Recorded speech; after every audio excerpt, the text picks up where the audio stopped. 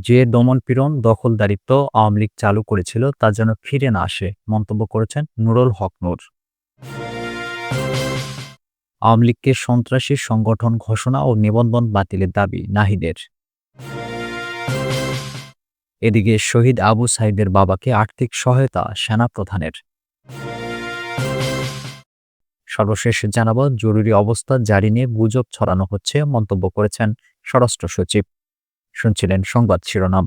পুরো খবর জানতে ভিডিওটি শেষ পর্যন্ত দেখুন। সর্বশেষ খবর পেতে চ্যানেলটি সাবস্ক্রাইব করুন। এবারে জানিয়ে দেব বিস্তারিত। যে দমন-পীড়ন, দখলদারিত্ব আওয়ামী লীগ চালু করেছিল তা যেন ফিরে না আসে, বলেছেন নুরুল হক নূর। গণ অধিকার পরিষদের কেন্দ্রীয় সভাপতি ও ঢাকা বিশ্ববিদ্যালয়ের ছাত্র সংসদের সাবেক ভিপি নুরুল হক নূর বলেছেন, গণ অভ্যুত্থান কোনো রাজনৈতিক দলের ডাকে হয়নি, এটি হয়েছে ছাত্র জনতার স্বতঃস্ফূর্ত আন্দোলনে। রাজনৈতিক দলগুলোর উদ্দেশ্যে নূর বলেন, গণ অভ্যুত্থানের আগে যে দমন-পীড়ন ও দখলদারিত্ব আওয়ামী লীগ চালু করেছিল তা যেন ফিরে না আসে, সে বিষয়ে রাজনৈতিক নেতাদের সচেতন থাকতে হবে। তিনি আরো বলেন, যদি নেতারা ক্ষমতা পেয়ে চাঁদাবাজি, টেন্ডারবাজি, দখলদারিত্ব শুরু করেন, জনগণ আমাদেরকেও ছাড়বে না। আওয়ামী লীগকে যেমন ছাড়েনি, অন্যায় করলে আমাদেরকেও ছাড়বে না। নেতৃত্বে থাকতে হলে জনগণের সহমর্মিতা ও সহনশীলতা জরুরি। এখনই যদি লুটপাট ও ক্ষমতার অপব্যবহার শুরু করেন, জনগণ ভোটের সময় টাকার বিনিময়ে প্রতিশোধ নেবেন। দেশের রাজনীতিতে বিভাজন নিয়ে উদ্বেগ প্রকাশ করে নূর বলেন, রাজনৈতিক বিভক্তি যত বাড়বে, আওয়ামী ফ্যাসিবাদ পুনর্বাসিত হবে। তাই রাজনৈতিক ভিন্নতা থাকলেও সম্প্রীতির পরিবেশ জরুরি। সোমবার বিকেলে পটুয়াখালী জেলা পরিষদ শিশু পার্কে জেলা গণ অধিকার পরিষদের আয়োজিত ইফতার ও দোয়া অনুষ্ঠানের প্রধান অতিথির বক্তব্যে তিনি এসব কথা বলেন। তিনি জানান, বিপদে পড়লে আমরা আল্লাহকে ডাকি, আর বিপদ কেটে গেলে ভুলে যাই। রাজনীতিতেও ঠিক একই চিত্র দেখা যায়। সংকটকালে দলগুলো ঐক্য খোঁজে, আর স্বস্তি মিললে নিজেদের সর্বেসর্বা ভাবে। আওয়ামী লীগকে সন্ত্রাসী সংগঠন ঘোষণা ও নিবন্ধন বাতিলের দাবি নাহিদের। জাতীয় নাগরিক পার্টির আহ্বায়ক নাহিদ ইসলাম বলেছেন, আমরা ফ্যাসিস্ট আওয়ামী লীগকে পুনর্বাসনের নানা ধরনের ষড়যন্ত্র দেখতে পাচ্ছি। জাতীয় নাগরিক পার্টি সুস্পষ্টভাবে তাদের অবস্থান ব্যক্ত করেছে। আওয়ামী লীগের পুনর্বাসনের চেষ্টা হলে এনসিপি তা রুখে দেবে। সোমবার নারায়ণগঞ্জের জাতীয় নাগরিক পার্টির ইফতার মাহফিলে ভার্চুয়ালি যুক্ত হয়ে প্রধান অতিথির বক্তব্যে এসব কথা বলেন তিনি। তিনি বলেন, এত কিছুর পরে আওয়ামী লীগ আর রাজনৈতিক দল হিসেবে বিবেচিত হতে পারে না। আমরা সরকারের কাছে আওয়ামী লীগকে সন্ত্রাসী দল হিসেবে ঘোষণা ও নিবন্ধন বাতিলের দাবি জানাচ্ছি। নাহিদ ইসলাম বলেন, নারায়ণগঞ্জ সকল আন্দোলন সংগ্রামে গুরুত্বপূর্ণ ভূমিকা পালন করে। জুলাই আন্দোলনেও নারায়ণগঞ্জের ছাত্রছাত্রীরা গুরুত্বপূর্ণ ভূমিকা পালন করেছে। আমার অনেক ভাই বোন আহত হয়েছেন। তিনি আরো বলেন, জাতীয় নাগরিক পার্টি একটি নতুন রাজনৈতিক আকাঙ্ক্ষা নিয়ে প্রতিষ্ঠিত হয়েছে।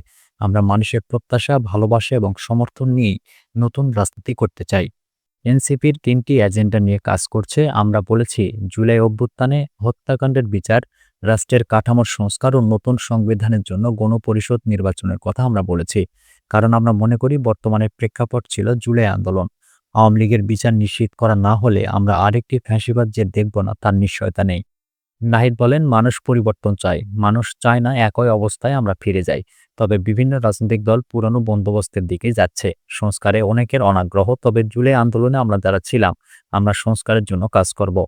আমাদের নতুন সংবিধান দরকার। পুরানো সংবিধান দিয়ে নতুন বাংলাদেশ চলতে পারে না বলেও উল্লেখ করেন তিনি। শহীদ আবু সাঈদের বাবাকে আর্থিক সহায়তা সেনাপ্রধানের। গত জুলাই আগস্ট গণ অভ্যুত্থানে রংপুরের আলোচিত শহীদ আবু সাঈদের বাবাকে আর্থিক সহায়তা দিয়েছেন সেনাপ্রধান জেনারেল ওয়াকারুজ্জামান।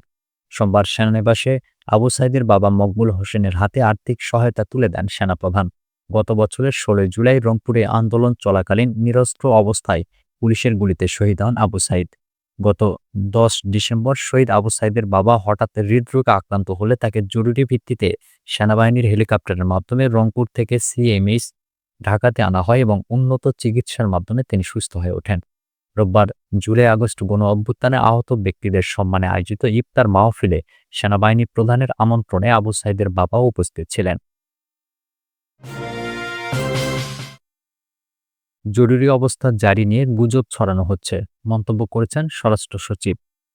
জরুরি অবস্থা জারি নিয়ে গুজব ছড়ানো হচ্ছে বলে মন্তব্য করেছেন স্বরাষ্ট্র মন্ত্রণালয়ের জ্যেষ্ঠ সচিব নাসিমুল গনি।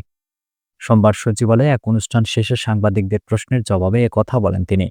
রোববার রাতে সামাজিক যোগাযোগ মাধ্যমে জরুরি অবস্থা জারির তথ্য ছড়িয়ে পড়ে। বিশেষ করে ক্ষমতাচ্যুত আওয়ামী লীগ সমর্থকদের নানা ধরনের তথ্য প্রচার করতে দেখা যায়। পরে সাংবাদিকরা পররাষ্ট্র সচিবের কাছে জরুরি অবস্থা নিয়ে ছড়ানো তথ্যের বিষয়ে জানতে চাইলে তিনি বলেন, এটা একটা গসিপ, এ সম্পর্কে আমার কোনো কমেন্টস নেই। আইন শৃঙ্খলা পরিস্থিতি নিয়ে জানতে চাইলে স্বরাষ্ট্র সচিব বলেন, আইন শৃঙ্খলা পরিস্থিতির অবনতি হওয়ার আশঙ্কার কোনো তথ্য আমার কাছে নেই। নরমাল যেরকম রিস্ক থাকে সেরকমই আছে, পরিস্থিতি সরকারের নিয়ন্ত্রণে আছে। তিনি বলেন, আমরা সতর্ক আছি, পুলিশ সতর্ক আছে, আমরা সবাই চেষ্টা করছি যে স্ট্যাবিলিটি আছে সেটা যেন মেইনটেইন করতে পারি। অনুষ্ঠানে প্রধান অতিথি হিসেবে উপস্থিত ছিলেন স্বরাষ্ট্র মন্ত্রণালয়ের উপদেষ্টা মোহাম্মদ জাহাঙ্গীর আলম চৌধুরী, পুলিশের মহাপরিদর্শক বাহারুল আলম সহ আরও অনেকে।